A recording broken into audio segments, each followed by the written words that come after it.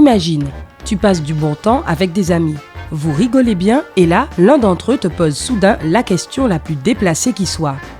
Aïe, que faut-il faire? Ne t'inquiète pas. Nous savons exactement comment tu peux devenir le roi ou la reine de la répartie. Commençons par découvrir la cause de toutes ces questions ennuyeuses et maladroites. Selon la psychanalyste Diane Barth, il y a 6 raisons principales pour lesquelles les gens te confrontent sur des sujets inappropriés. Ils ne se rendent pas compte que c'est déplacé. Certaines personnes pensent vraiment qu'il n'y a rien de mal à te poser des questions sur ton poids ou sur la date à laquelle tu vas enfin te marier. Il peut y avoir des tonnes de raisons derrière cela, du narcissisme aux troubles d'anxiété sociale. Mais une chose est sûre, ces personnes ne sont clairement pas capables de se mettre à ta place. Les gens peuvent être directs et bruts par nature. Ces personnes ont conscience qu'il n'est pas correct de poser de telles questions, mais elles n'ont tout simplement pas l'habitude de les garder pour elles. Il existe des gens qui sont toujours énervés. Ce type de personnes cherche précisément à te faire du mal. Cette colère peut venir de leur conscience de soi, de leur jalousie ou de leur sentiment d'infériorité, si bien que lorsqu'ils s'en prennent à toi, ils se sentent mieux dans leur peau. Certaines personnes posent des questions embarrassantes parce qu'on les leur a posées aussi. Oui, ça a l'air absurde, mais prendre la place de l'agresseur de temps en temps les rend plus forts. C'est leur façon d'oublier qu'ils ont été des victimes à un moment donné. D'autres encore posent ces questions pour t'aider. Ne leur en veux pas. Ils ne trouvent pas d'autre moyen de te montrer que quelque chose ne va pas. Ces personnes posent des questions déplacées pour te signaler un problème et t'encourager à le résoudre. Et enfin, certains de tes agresseurs souhaitent juste établir un lien avec toi, même si c'est la dernière chose que tu désires après leur questionnement. Comme tu peux le constater, les intentions derrière les questions trop curieuses peuvent être très variées. Néanmoins, ta réponse peut être appropriée et voici quelques techniques à utiliser pour une excellente répartie. Numéro 1. Change de sujet. Oui, changer de sujet après une question embarrassante ne te rend pas plus faible. Cela montre à ton adversaire que tu as des limites qu'il ne faut pas franchir. Tu peux le faire de la façon que tu souhaites. Pose une question en retour, aborde un nouveau sujet, distrais l'attention. Les options sont infinies. Fais-le avec confiance. C'est ton interlocuteur qui devrait avoir honte de ses mauvaises manières, pas toi. Numéro 2. Réponds sans répondre. Qui a dit que tu devais donner une réponse définitive? Quand on te demande combien tu gagnes, réponds un salaire satisfaisant. Quand vas-tu perdre du poids? Je n'y ai pas pensé. Tu vois, ton interlocuteur veut que tu te sentes mal à l'aise, si bien qu'il va se désintéresser du sujet si tu lui donnes les réponses les plus générales qui soient. Encore quelques tentatives et il ne te posera plus jamais ce genre de questions. Tu peux également combiner cette méthode avec le changement de sujet. Oh, je songe toujours à avoir des enfants, mais comment va le tien au fait? Ton interlocuteur commencera à parler de lui et la question embarrassante sera oubliée. Numéro 3. Fais des réponses courtes. Des réponses courtes et imprécises vont vite fatiguer et ennuyer ton interlocuteur. Combien tu gagnes? Suffisamment. Tu prévois de te marier? Peut-être. Le sujet est clos. La question déplacée est écartée et ton interlocuteur est un peu frustré mais n'a aucune idée de la façon de relancer ce sujet. Une stratégie gagnante. Numéro 4. Passe la question. Cette tactique est particulièrement utile pour tous ceux qui en ont assez des questions d'argent et de mariage. Au lieu de répondre à la question de ton point de vue, transmets-la à quelqu'un d'autre. Par exemple, quand un ami te demande « Quand vas-tu avoir une augmentation ?» Réponds « C'est à mon patron de décider ». Quand tes proches te posent des questions sur ton mariage, réponds « C'est à mon partenaire qu'il faut poser la question ». Ce type de réponse mettra fin à la discussion et on ne t'embêtera plus avec ça. Numéro 5. Joue l'imbécile. Personne n'aime poser la même question plusieurs fois. D'autant plus que certains interlocuteurs se sentiront mal à l'aise de répéter leurs questions déplacées.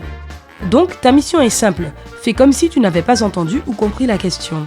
Dis clairement et distinctement. Tu peux répéter la question, s'il te plaît? Cela attirera l'attention de tout le monde sur la conversation et fera craindre à ton interlocuteur de répéter la même chose. Ou bien, fais semblant d'être perplexe et de prétendre que tu n'as aucune idée de ce dont il parle. C'est une réaction à laquelle ton interlocuteur ne s'attend pas, alors il ne pourra pas aller au bout de son interrogatoire. Numéro 6. Miroir. La technique du miroir est très simple. Il s'agit de renvoyer la question à ton interlocuteur. La meilleure façon de l'employer est de faire en sorte qu'il ait honte de sa question. Quand on te pose des questions sur ton physique, réponds « Tu trouves que ça se fait de poser des questions pareilles ?» Si quelqu'un veut en savoir plus sur ta vie personnelle, réponds « Tu veux vraiment être la 3e personne dans ma chambre, hein ?» Un autre type de mise en miroir consiste à poser exactement le même type de questions à ton interlocuteur. Tu veux savoir quand j'aurai des enfants?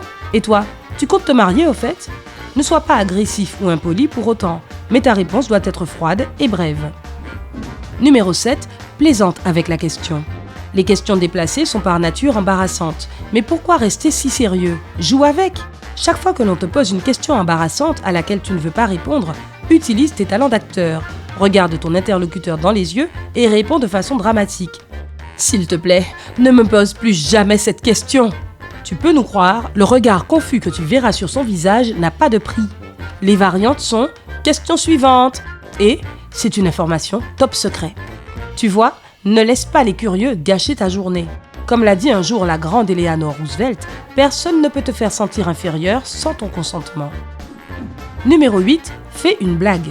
Pourquoi utiliser des tactiques spéciales quand on peut rire de la situation?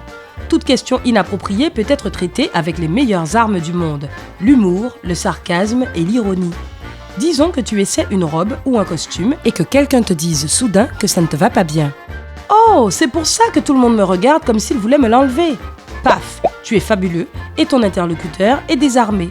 Si quelqu'un t'interroge sur ton poids, réponds que ce n'est que le poids des préoccupations quotidiennes. Au cas où il te demanderait grossièrement si tu es enceinte, tu peux répondre « Si c'est le cas, pourquoi suis-je toujours la dernière au courant ?» Et s'il est absolument certain que tu es enceinte et te demande si ce sera une fille ou un garçon, réponds « Ni l'un ni l'autre, c'est juste les donuts ». Un autre sujet populaire de questions inappropriées, surtout envers les femmes, est le mariage et les enfants. Alors mesdames, écoutez bien. Quand on vous demande quand vous allez vous marier, vous pouvez toujours répondre « Un samedi ». Quel samedi? Je ne sais pas encore lequel, mais ce sera un samedi. Quant aux questions sur les enfants, le sarcasme est la meilleure arme. Par exemple, tu veux vraiment en parler? Et quand ton interlocuteur dit oui, réponds « Moi, je ne veux pas ». Cette technique fonctionne à tous les coups. Faire l'imbécile est également une bonne stratégie pour plaisanter. Quand on te demande combien tu gagnes, réponds « Je croyais que les gens n'étaient payés qu'en tickets restaurant ». Tu vois, tu peux appliquer l'ironie à n'importe quelle question gênante. Après tout, personne ne peut plus se moquer de toi quand tu te moques déjà de toi-même. Bien sûr, toutes ces techniques sont amusantes et parfois très utiles, mais pose-toi aussi cette question importante. Souhaites-tu vraiment continuer à fréquenter des gens qui ne respectent pas ton espace personnel? C'est une chose de poser des questions inappropriées en tête-à-tête, mais si tes amis te mettent mal à l'aise en public, ce ne sont clairement pas des gens qui tiennent à toi. Toutefois, s'il s'agit de membres de ta famille ou de collègues de travail et que tu ne peux pas vraiment les faire sortir de ta vie, il suffit de suivre quelques règles simples. Ne leur donne pas de détails sur ta vie privée.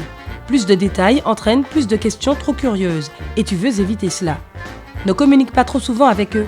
Dis-leur que tu es occupé au travail ou que tu as un problème urgent à résoudre. Ne fais pas la causette, dis bonjour et c'est tout. Ces personnes aiment parler plus que tout, alors fais en sorte qu'ils s'ennuient avec toi. Ne sois pas d'accord avec eux. Ces pâtes sont bonnes, n'est-ce pas? Je ne trouve pas. Ce groupe de rock est cool, non? Je ne suis pas trop d'accord. Encore une fois, ils perdront toute envie de te parler et donc de te questionner. Et enfin, joue le bon vieux jeu de l'ignorance. Tu as tout à fait le droit de choisir les personnes que tu côtoies et de dire non à celles qui sont toxiques et qui détériorent ta confiance en toi et ton humeur. Use de ce droit. Comment réponds-tu aux questions déplacées ou embarrassantes? As-tu d'autres astuces de répartie? Partage-les dans les commentaires ci-dessous. N'oublie pas de mettre un like à cette vidéo, de la partager avec tes amis et de t'abonner à notre chaîne pour continuer à prendre la vie côté sympa.